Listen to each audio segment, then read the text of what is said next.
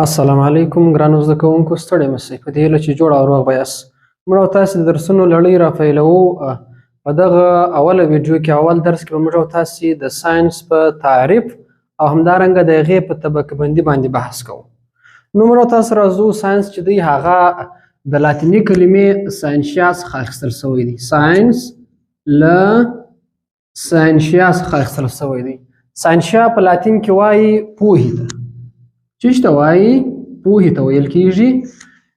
پوهې ته په لاتین کې خو وایي، خو اما دلته موږ ته پوښتنه پیدا کېږي چې د چیش په هکله باندې پوهه. نو موږ تاسې داسې وایي چې د طبیعت په هکله باندې پوهه. د طبیعت په هکله باندې پوهه. کوم ډول پوهه؟ څه ډول پوهې ته ویل کېږي؟ طبیعت په هکله باندې د طبیعت په هکله باندې سیستماټیکه یا منظمه پوهه ده. سیستماټیکه پوهه ده. نو ساینس د طبیعت په هکله باندې سیستماټیکه یا منظمه پوهه ده چې اخیستل شوې له ساینشیا څخه ده.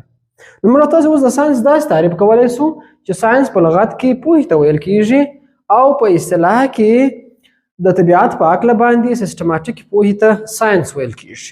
دا چې سیستماټیکه پوهه څه شی ده، موږ تاسې اوس په دې باندې بحث کوو. ګورې که چیرې یو ساینسپوه غواړي یو شی کشف کړي یا وپېژني، تر ټولو اول دی څه کوي؟ تر ټولو اول دی راولاړېږي، اوبزرویشن کوي. اوبزرویشن یا موږ تاسې دې ته په پښتو کې وایو مشاهده. مشاهده سرته رسوي. مشاهده څه ته ویل کېږي؟ ګورئ، د پنځه ګونو حواسو په وسیله باندې د یو شي درک کول یا پیژندل، دې ته وایي مشاهده. کله چې ساینسپوه مشاهده وکړي، له مشاهدې څخه وروسته دی د هماغه موضوع اړوند کوېسچنز یا هم سوالونه یا پوښتنې پیدا کوي. کله چې سوالونه یا پوښتنې پیدا کړي، د دې سوالو په وړاندې بیا دی خپله د ځانه ګمانونه یا فرضیې وړاندې کوي. څه شی وړاندې کوي؟ فرضیې، چې دې ته وایي په انګلیسي کې هایپوتیزس یا مثلا فرضیه. فرضیه وړاندې کېږي. دغه فرضیې کیدای شي 2 3 4 5 6 یا 9 هغه موضوع ته کتل کېږي. نو فرضیه څه ته ویل کېږي؟ فرضیه د یو شي په هکله باندې موقتي یا د لنډ وخت ګمان ته ویل کېږي چې شتون او نه شتون یې بیا ازمویل کېږي. دا چې د دې شتون یا نه شتون، سموالی یا غلطوالی څنګه معلومیږي؟ دا موږ او تاسې د فرضیې په وسیله باندې معلوموو. د څه شي په وسیله باندې؟ د تجربې په وسیله باندې. البته اکسپریمنټ یا هم تجربه. د تجربې په وسیله باندې موږ تاسو راولاړېږو، فرضیې ازمویو چې آیا دغه فرضیه چې ما وړاندې کړې وه دا صحیح وه که غلطه وه.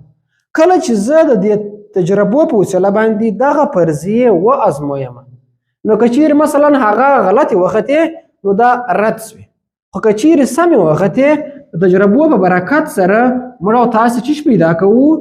یو تیوري پیدا کوو. تیوري یا مثلا څه شي پښتو کې موږ تاسو دې ته وایو نظریه. دغه تیوري یا نظریه د دې ټول په پایله کې رامنځته کېږي. کله چې بیا دغه تیوري یا نظریه ډېر سپورټ شي، د دې ډېر ملاتړ وشي، مثلا ساینسپوهان په دې باندې ډېر کار وکړي، له دې څخه بیا څه شي منځته راځي؟ لا منځته راځي یا مثلا قانون منځته راځي. لکه مثلا بیولوژي کې موږ تاسې قوانین لرو، لکه د میندل قوانین دي، د لا اف انهریټنس دی، مثلا د لا اف ډومیننس دی، کو ډومیننس دی، د غالبوالي مغلوبوالي، یا مثلا په فزیک کې موږ تاسې ځینې قوانین لرو، لکه ترموډینامیک قوانین دي، په کیمیا کې لرو، په ریاضي کې لرو. نو دغه د دې تیوري څخه رامنځته کېږي د الله. کله چې بیا د الله رامنځته سو، دغه لا یا قانون بیا په ټولنه کې څه کېږي؟ افلای کېږي. افلای یا تطبیق کېږي. تطبیق کېږي. اوس نو چې موږ تاسې دلته ویلي وو چې دغه ساینس یوه سیستماټیکه پوهه ده، هغه دا رقم د یو سیستم په وسیله باندې کېږي. یعنې ساینسپوهان داسې کار نه کوي چې بس یو مشکل پیدا شوی دی، دوی راولاړېږي هلته بس فورا کار شروع کوي، تجربې شروع کوي. یا دوی اول د واره د یو شي مشاهده کوي. که د کندهار ښار هوا ارزوي، دوی اول دغه محیط دغه موسم ګوري، بیا د هغې اړوند سوالونه پیدا کوي چې د کندهار ښار هوا ولې مثلا چټله ده، بیا د هغې اړوند فرضیې وړاندې کوي چې کیدای شي له دې عمله چټله وي، کیدای شي د حکومت توجه نه یې کړی، کیدای شي زیات مثلا موټران کېدای شي مثلا درخت نه وي، بیا دغه فرضیې تجربه ازموي، په هر یوه جلا جلا تجربه د اجرا کوي. تجربه چې ورباندې اجرا سوه په هغو کې فقط یوه دانه اکسپټ کېږي، منل کېږي. کله چې ومنل سي هغه څخه تیوري رامنځته کېږي، دغه تیوري بیا په قانون بدلیږي، قانون بیا تطبیقېږي، نو دې ته وایي سیسټماټیکه پوهه یا منظمه پوهه. نو دا د ساینس تعریف سو. اوس به موږ او تاسې د ساینس په طبقه بندي باندې بحث وکړو چې مثلا ساینس په کومو ډولو ویشل سوی دی.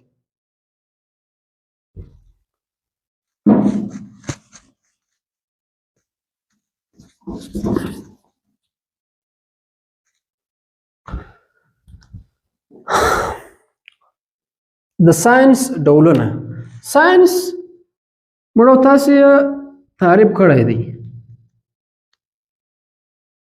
ساینس په عموم کې اول د واره په دوو کټګوریو باندې ویشل سوی دی، په دوو برخو باندې ویشل سوی دی چې یوه ته یې فارمل ساینس ویل کېږي، فارمل ساینس، او بل ته یې امپیریکل ساینس.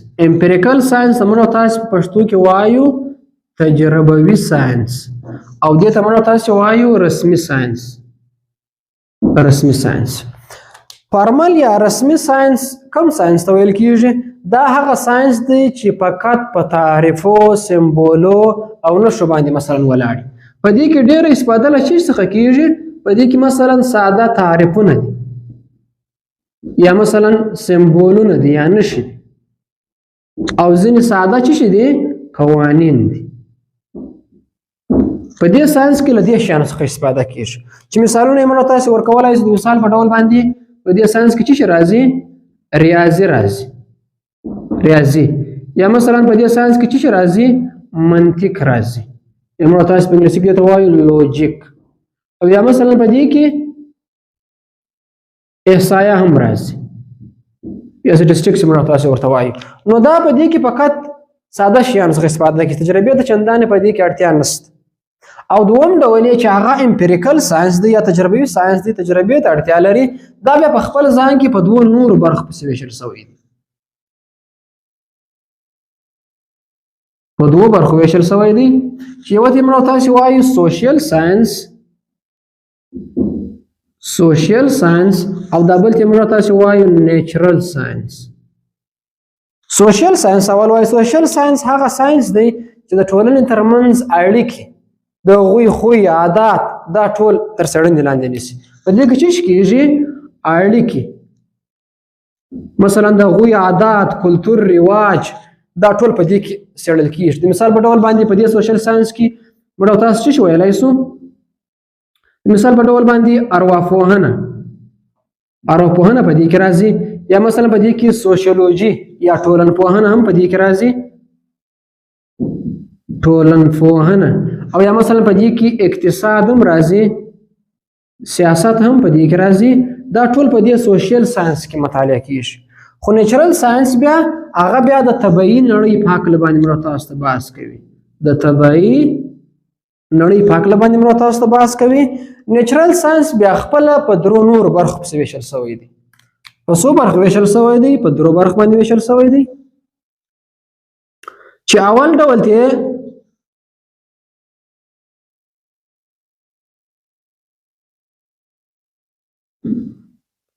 ډول ته فزیکل ساینس ویل کېږي. فزیکل ساینس. فزیکل ساینس په لنډ ډول باندې داسې وایو چې هغه ساینس دی چې د غیر ژوندي موجوداتو څخه بحث کوي. په دې کې کوم شیان مطالعه کېږي؟ غیر ژوندي شیان. اوس په دې فزیکل ساینس کې موږ تاسو کوم علوم یا مضامین لرو؟ د مثال په ډول باندې په دې کې خپله فزیک دی، فزیک. او یا مثلا په دې کې خپله کیمیا ده، دا هم له غیر ژوندي شیانو څخه بحث کوي. او یا مثلا استرانومي، استرانومي.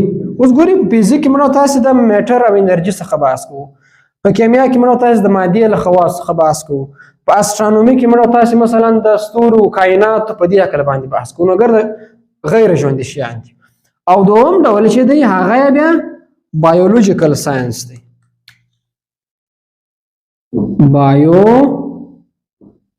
لوجیکل ساينس یا بیولوژیکي ساينس دا په لاندې ډول باندې داسې تعریفوو چې دا هغه ساينس دی چې له ژوندیو موجودات څخه بحث کوي. له کوم موجوداتو څخه؟ له ژوندي موجوداتو څخه بحث کوي.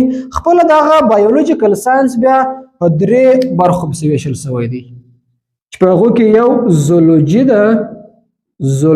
زولوجي له چیز څخه بحث کوي؟ د حیواناتو څخه بحث کوي. او همداسې په دې کې بوټاني ده. بوټاني بیا له چیز بحث کوي؟ له نباتاتو بحث کوي. او همداسې په دې کې جینیټکس دی. جینیټکس بیا له چیز څخه بحث کوي؟ له ارثي خواصو څخه چې مثلا له والدینو څخه اولادونو ته چې کوم خواص انتقالیږي دا بیا له هغو څخه بحث کوي. او دریم ډول یې بیا خپله څه شی دی؟ ارث ساينس دی یا مثلا د ځمکې ساينس دی. دا بیا هغه ساينس دی چې د ځمکې له پیدایښت، تاریخچې، جوړښت او ویش د دې ټولو څخه بحث کوي. دا شیان پکښې مطالعه کیږي. خپله په دې ارث ساينس کې موږ تاسې کوم علوم لرو؟